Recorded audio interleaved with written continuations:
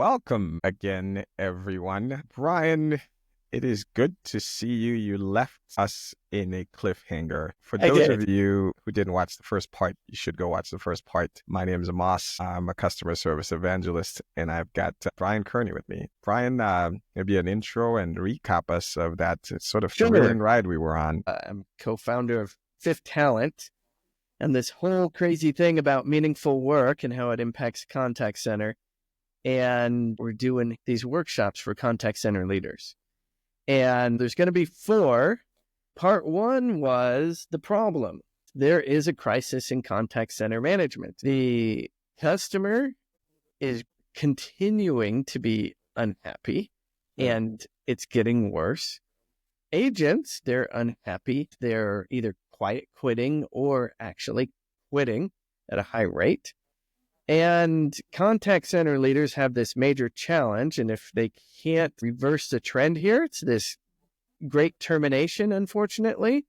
We've seen all these companies, and especially contact centers, reorging, and they're not laying off the employees because they don't have enough employees. Right. So they're laying off leadership.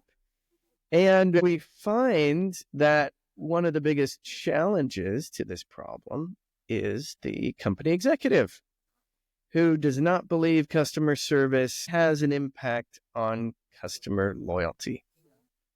That's where we left off. Any comments before I dive into this new section? I learned that there is alignment between customer and representative into the contact center. There's this kind of perception that it's customer versus agent, and it's just not true. In fact, there's plenty of alignment there, and they both want the same thing. So that sets us up, I think, for that's a solvable problem. Setup. Part 2 is called the opportunity. It is about this concept called meaningful work and how it is the answer to the contact center crisis. Agents are actually the key to customer behavior and company profitability. What we talked about last time is executives don't believe that at all. That's part of the problem. Unfortunately, the executives have it wrong. The contact center leader is dealing with the executives who have a different approach and a different view.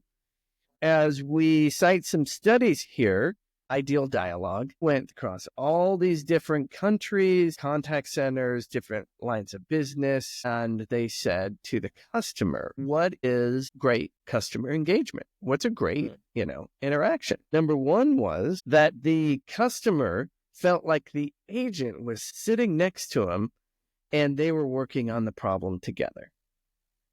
And then the second piece of that is they also believed that the agent benefited from the interaction, which is crazy. And that's one of the things that led us to this idea called meaningful work, because there's a whole body of research on that.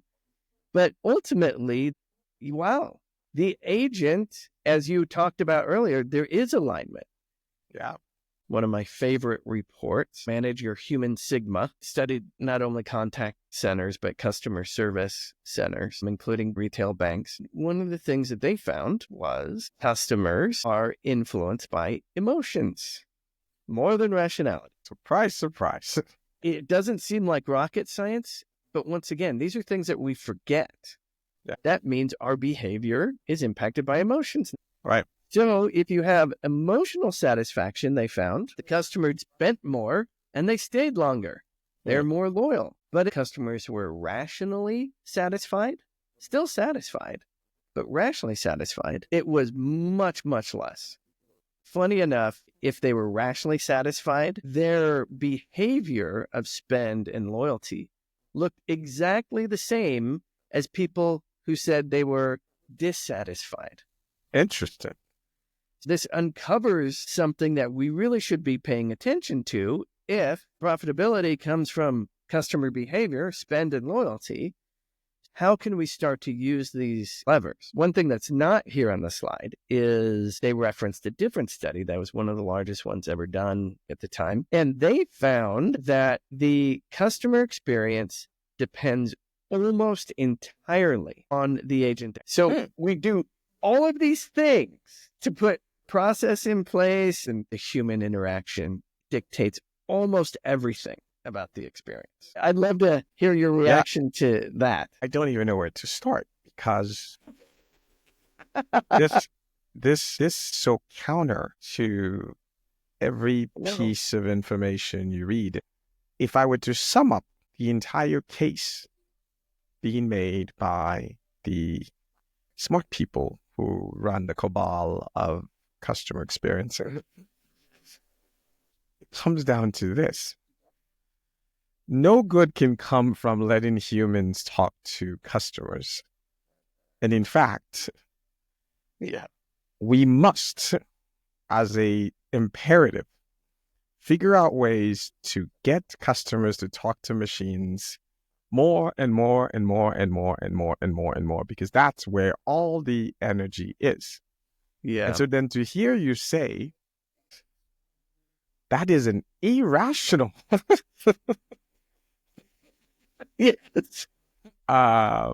direction just flaws me. Has anybody told companies, are you keeping this a secret somehow? Has anybody shared this? And once again, this is not a secret, but as we get into the next workshop, which is the challenge, and the challenge is the industry has gone so far one way, especially the executives. It's like, don't tell me something I can't process. Yeah. And that I can't fix by throwing money at it or technology or something like that. Yeah. It's like, eat your vegetables, get it 8 hours worth of sleep. No, just give me the pills. Correct. And I'll deal with the side effects later. The jury's in, right? Agents, employees are the answer to all the outcomes you want. Increased profits, better experience, etc. Correct. What's the problem? What's the problem with the employee? The employees are the keys. Well, let's unleash them and let's let them go make us all these good stuff. Correct. And when there is a level of release, these are the things that happen. What the customer and the agent want is the human-to-human interaction. It's not stinted by this idea of a customer-company relationship or agent-customer relationship that has all these connotations and processes and scripts and everything to it. Those things have their place, but the problem has been the company coming in and putting all of these clamps down on the conversation. But if they can start to release some of those, it's great because the agent already knows how to be human. So does the customer. And naturally, they know how to connect to each other. This is the opportunity. And what you drive towards this thing called meaningful work. Aha. Okay. So there's 3 types of meaning. And this is very helpful for people to understand where the opportunity is and where it's not. Number 1, meaning from work, which is typically called compensation.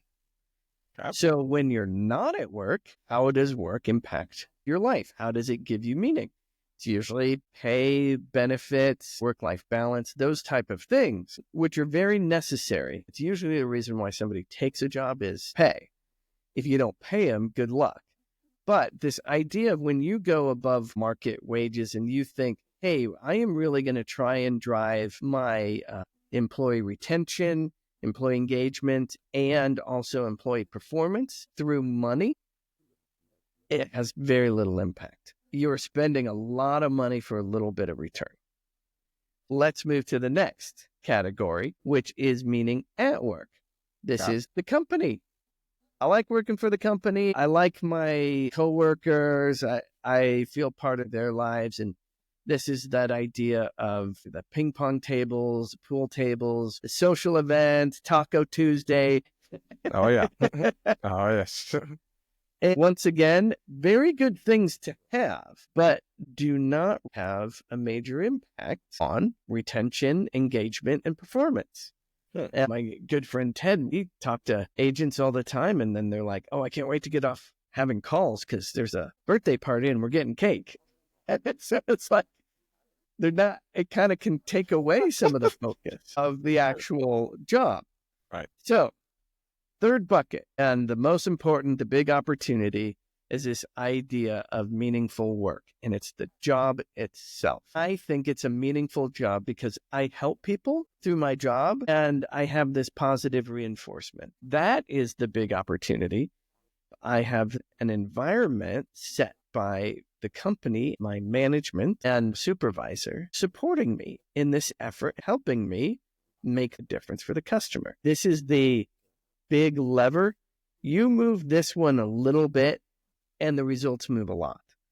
And through our research and through the Meaningful Work program that we talk about in the fourth workshop, we see results immediately and dramatically, like 20 to 50% reduction in monthly attrition, and that improvement in performance, especially CSAT, 10 to 25%. I think you just shot a lot of darlings here when you said, yes, this is the place of money, right? That's the whole reason I go to work, so that when I'm not at work, it can allow me to do X, Y, and Z. Put that aside. Then you said, while I am at work, the return on investment, after you've crossed that bar, you are offering a thing, like you are doing that thing you're doing again. You're quite the showman, teasing something that doesn't sound like it costs as much money as money. The ROI is amazing. I would ask you, does your research answer the question that it is more impactful than tools? Let me explain that a little bit. I used to think that one of the silver bullets, to the extent there was one, was that agents just have terrible tools. And maybe it's my technology bias showing. And I just thought, my gosh, if I just got you out of this blue screens, green screens, what have you, and just gave you modern tools, you'd be happy. No? What does the data say about that? Or what have you found from your experience? If you look at this from the standpoint of what motivates not just an agent, this is everyone. When they're working, they are motivated by meaningful work. The agent wants to truly help that customer as a human. If a tool can do that, can help them, that's how you make the decision. If you know where you're going, this meaningful work where human can help a human, and if tools can come in and help that, that's great. Sometimes tools make it more difficult for that to happen. No, I am tracking with you. Let's keep going.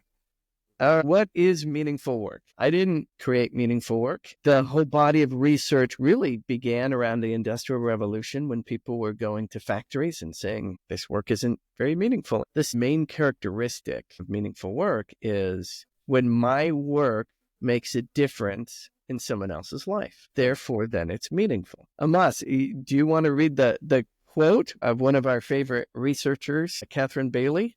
Absolutely. Researchers have shown meaningfulness to be more important to employees than any other aspect of work, including pay and rewards, promotion, or working conditions. Meaningful work can be highly motivational, leading to improved performance, commitment, and satisfaction. Looks like they did look into my whole tools thing in the working conditions deal.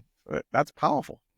I'd love to get your reaction to that. This is game, set, match. The part that touches me the most is when they include pay, rewards, promotions. So all the things that we have been doing, I would call this quote, and I'm reacting to this in real time. I've never actually read this quote. We have spent the last 10 years wasting our time on a lot of efforts, is how this hits me. If you threw a rock right now and hit any contact center leader, everything they're working on is inside here. Pay, rewards, promotion, better tools. And to say, no, none of those things have anywhere near the impact of meaningful work. I still don't think I know, Brian, exactly what that means. I'm sure you would tell us. But I want this thing now, and it does make me a little bit like, oh my gosh, we've put a lot of money into the wrong things. Yeah. And once again, there's a lot of good things that we put our money into. Yeah. But we're missing the biggest one. It's really the people side. We've done a lot of process and technology and analytics and all of these things, but the people side is really where you make the difference. This meaningful work thing is sometimes tricky. And I mentioned this earlier. Meaningful work is human. Us being human, no matter what type of work, no matter where you are, your culture, background, all of this, it is universal. It's a human thing. And this idea, if you put one human in front of another human and one human needs help and the other one can provide it, there is a natural interaction that happens. The person getting helped is very thankful and has an emotional attachment. The person who helped them feels really good about what they did. It is beyond what somebody is paid to do, oddly enough. It's just a human thing we crave. If you have meaningful moments and you have enough of them, over time, your feeling is this is meaningful. Most of the time during the day in your job, even an agent's job, not every call is going to be meaningful. Right. But you will have those opportunities. You hope that you get them on, a regular basis in a contact center. It's interesting. I talked to head of HR about this, and she started tearing up. And she goes, well, I was an agent. Yeah. And I will tell you, the only thing that kept me going throughout the day were the customers. Yeah. Yeah. And it's like, wow, because it's a tough job and everything else. That notion he brought up earlier is, that agents and customers don't like each other. And it's like, no, that is not the case. Now, this other thing is the company cannot manufacture meaningful work for the employee. How often do we hear our mission is so great and you got to serve our mission. Our mission is your mission. Right. Doesn't work that way. But how often do we see it implemented that way? Meaningful work is personal. People will find meaningful work in different ways. Work with your employees and bring about those opportunities to what they're driven by.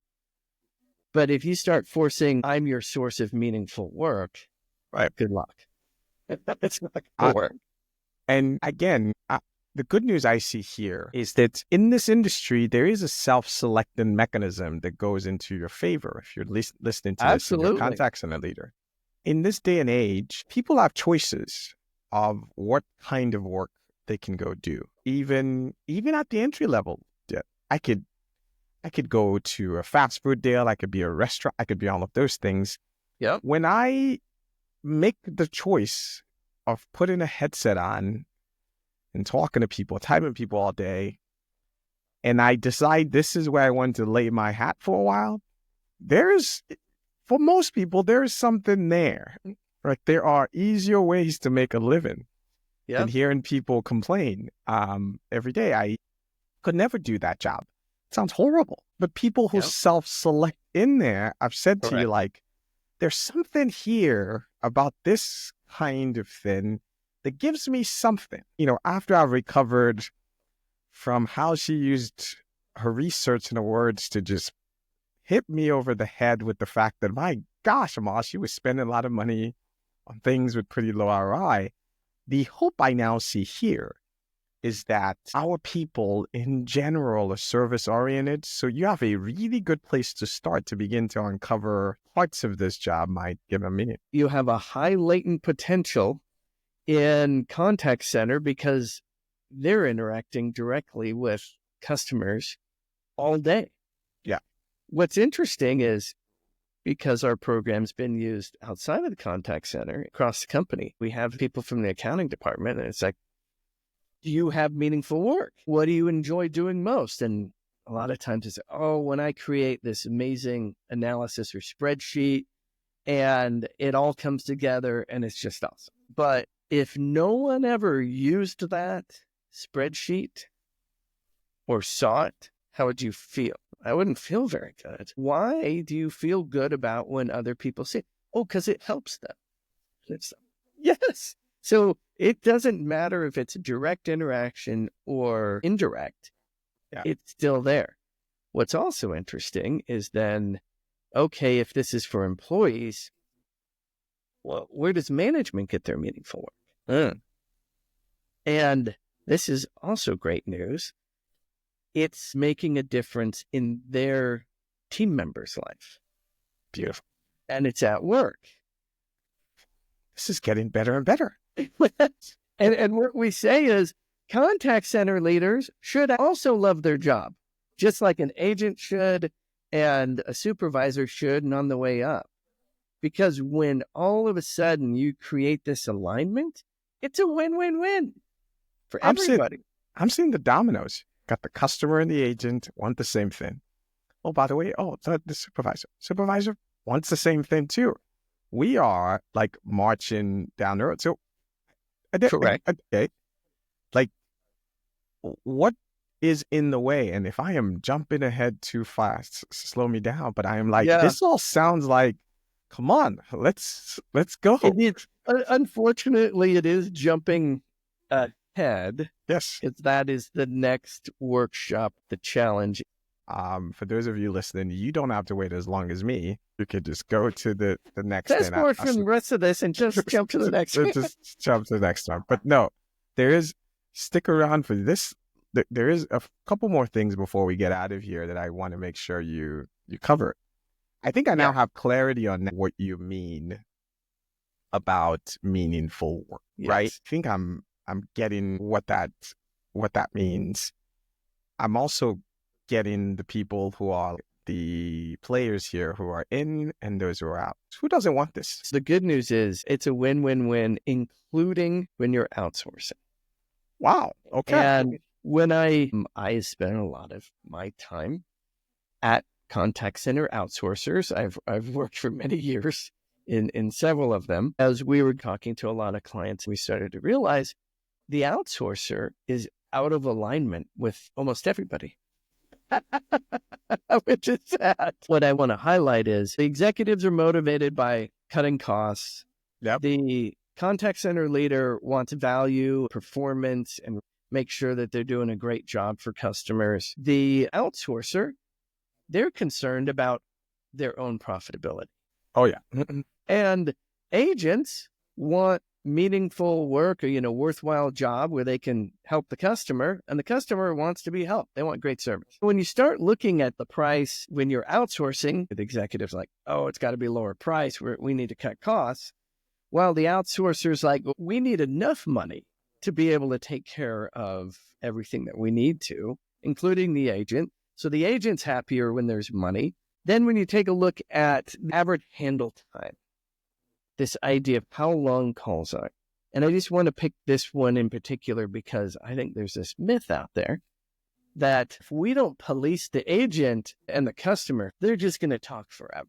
Oh, yeah. Have they ever talked to customers or talked to agents? A customer does not want to be on the phone all day, and the agent doesn't want to be with the customer all day. But what they want is the appropriate amount of time to address and handle the situation.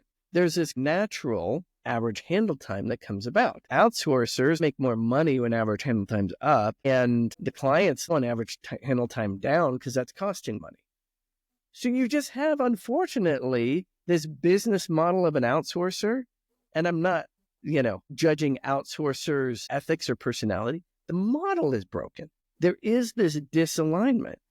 And skipping down to this idea of meaningful work. Is there alignment there? So if the agent finds their work meaningful and they're good then at helping customers and they stay longer and they're engaged, they're self-motivated, well, that's great for the customer. But isn't that great for the outsourcer because their costs are lower, their performance is better, and then the client's happier? There's a now margin built into the model that both, the outsourcer gains, but also the client gains. Everybody gets what they want out of this alignment. And I know you're familiar with outsourcers and I clients working with outsourcers. So I'd love your opinion. I cannot think of a more transactional relationship than between outsourcers it is zero sum in many ways. I think I've been on all sides of it. Yeah. When you say the words you just said, I was under no illusions, and I left the outsourcing world. I negotiated these deals and have been on all sides of this. It's a relationship that's when they're winning, I am losing. Yeah. I used to make a lot of money helping clients write good outsourcing contracts. Those SALs were written like, I do not trust you. I am going to do my best to align our incentives and lots of penalties. They're like thanking me. I just hope they never go to the site and actually do a surprise visit and inspect how they're delivering on this. Because to your point, at the heart of this is that they have to treat the agent job as a sweatshop. The incentives and the way the business is today, the business model does not encourage what you are describing. And it's not the fault of just the outsourcers. If you buy into this, which I do, and I don't know why you shouldn't, then I think for the very first time since we've been doing this whole thing, you could actually get all of these players at the table. And there is goodness for everyone, including shareholders. I know. Profitability. And profitability is not a bad word. No. It's how you get this. This is remarkable. Let's keep going. I am excited to. We're going to be wrapping up here, so. But we got more to come in the next session. Okay. There's this whole body of research out there. This is one of my favorite articles. If you want to read Catherine Bailey's article, it's good. It's got great insight. Once again, I'll ask you to read a quote from her. I would love that. In fact, these moments when people found their work meaningful tended to be far richer and more challenging than times when they felt simply motivated, engaged, or happy. Wow. That is a high bar, right? At least as I read it, when you say that the moment at work where I found my work more meaningful was a richer moment than the moment you sent me an email saying I hit my goal this month and so I'm getting my bonus. Oh my gosh. We got to put this out on the billboards. It's the goal you need to be hitting. It really is. Funny enough, it's the natural state of human beings. What's interesting is fun at work or a happiness movement. No, you're missing it. It's actually saying there's a level of nobility and dignity in work when you are making a difference for other people. It could be customers. It could be your team members. It could be other coworkers or other departments. But when you have that and can create a culture where you enable that to flourish, it's amazing. And you get great profitability from it. Isn't that awesome? The way we arrived at this wasn't through the research. It was actually through agent focus groups. There is one question that we ask, and you get overwhelmingly a number one response. When you ask agents, what do you like best about your job? The overwhelming response is when I went above and beyond and really made a difference for a customer and in a sense in their life. Wait, really? Believe me, I was in this industry for decades before I saw this. Right. And okay, let's dive into that. So that's what you want most in your job. And you want it so much that you're willing to put in more effort going above and beyond because it's so worthwhile. Therefore, it will keep you in this job if you get that often enough. So that's great. But also it's great for the customer. They're happier. They have this emotional connection. They spend more, are loyal and give referrals. And that drives profitability. From that small answer, you get big ramifications. That was the initial thread we pulled that started to unravel all this. We got to see this natural opportunity to align things for the people in this system. What we recommend for contact center leaders is go try this yourself. Yeah. Ask your own agent. See what they say. Beautiful. I am now more encouraged by the fact that the agents are not the problem. And my gosh, are they waiting to be unleashed? And I ask again, what is getting in the way? Well, that takes us to next workshop, which we call a challenge. And there's this thing called grind. Grind is dehumanizing customer service. It's a little bit of a cliffhanger there. Yeah. The source of grind comes primarily from people. Okay. So people are the solution, but they're also maybe the problem. Okay. That's a good place to leave it. We are going to delve into that in part 3. And if you are listening to this and you are ready, just click on over and we will see you on the other side. Sounds good. We'll see you in the next workshop.